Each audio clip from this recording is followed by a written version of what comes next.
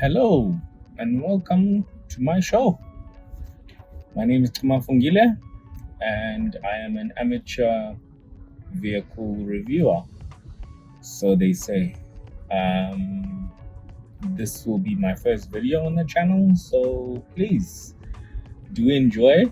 Take your time. Hope it's a good day. Hope you're having a wonderful day. So today I'm actually seated in a Haval Jolion. I'm about to give you the breakdown on the vehicle, so sit back, relax, and let's see what's in store for us today.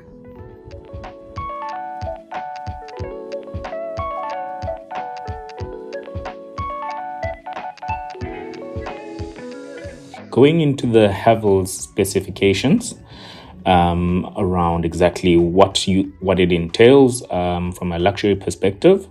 The Haval, again, is a 1.5 liter turbo. It does have a 7-speed dual clutch transmission. You're looking at maximum power of 105 kilowatts, delivered between 5,600 to 6,000 revs. The torque aspect, you're looking at 210 Newton meters, and that is delivered at 2,000 revs. All the way up to 4,400. In terms of price wise, you're looking at about 414,000 brand new out the box. And what you do get with the Haval from an exterior perspective, as standard, you get the 18-inch alloy wheels. You do get the panoramic roof. You get the roof rails, which is quite good if you do like traveling with added luggage over and above what you can fit into the boot. So you can get points to actually put in your accessories, roof racks and so forth. Then from an interior perspective, you do get leather across the board. So from your steering wheel to your seats, it is artificial leather. You do get the paddle shifters on the steering wheel, as well as a 7-inch color instrument cluster. Then aside from that, you do get the 12 volt power inlet, as well as the dash cam power outlet, which is quite interesting if you are one of those people that love to use a dash cam. On the safety and security side of things with the Haval, you do get the dual front and side airbags. You do get the curtain airbags, and that's all standard. You do have child lock, of course, for the little ones, as it is an SUV, and most likely you will have kids, but let's not assume anything of anybody's lifestyles. Then from a braking system and braking assistance, you do get the ABS and the electronic brake force distribution, which is the EBD.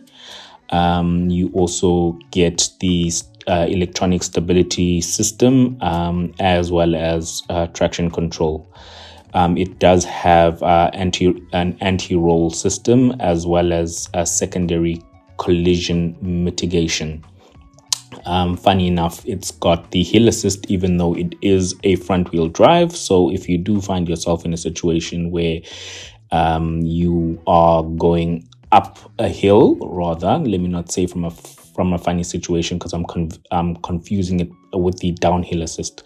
I'll come into that shortly, but from a hill assist, so if you are going up a hill and it is quite steep, you do have the opportunity to actually not roll back and crash into the person behind you. The vehicle will assist you in moving forward. From a downhill assist perspective, that means if you are going down a really steep hill, and possibly if you are off-road, the vehicle will brake for you. You just press the button, the downhill assist button, release the accelerator and brake pedal, and it will brake for itself.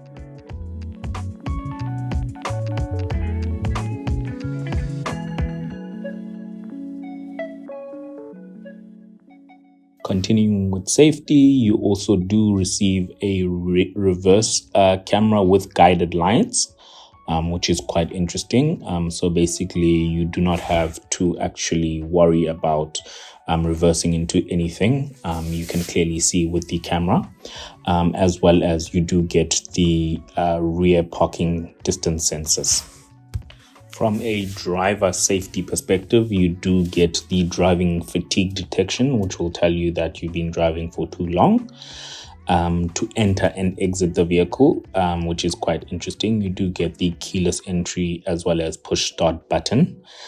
You do have an anti-theft alarm system as well. Into the things that I love the most, the infotainment, what makes a car sometimes worthwhile. It is a deal breaker for me, and sometimes not. A bad infotainment system can actually pull down a vehicle's worth in my eyes, if I can put it that way, as well as it can actually bring it up, depending on how the output of the infotainment is. Going into that, you do get the Bluetooth hands-free as well as front and rear dual USB connectors, so everybody can charge their phones or whatever devices they are using. You do get a 10.25-inch multimedia touch display, and these are all standard with the luxury variant of the Haval Jolion. And from a speaker perspective, you do get the 6 speaker, 2 treble, 2 bass, and 2 full range. The speed sensitive volume control is standard as well. Continuing on with the interior, just outside the infotainment, of course, below it, or within it, built within the infotainment rather. You do get the dual zone air conditioning, so literally everybody on each side of the vehicle can decide how and what temperature they feel like on a particular day. So the driver doesn't have to suffer heat from the passenger, and the passenger doesn't have to suffer heat from the driver, or vice versa, whether cold or hot. So less arguments on temperature within the vehicle. And then you do also get the rear air conducts. So in the back seats, everybody does get fresh aircon as well. Last but not least, what you do find within the boot, which is quite interesting to note, you do get a fire extinguisher as well as your jack for the vehicle, as well as then finally your spare wheel, which is a biscuit size, which as we know in South Africa is a smaller sized spare tire opposed to the full size spare tire.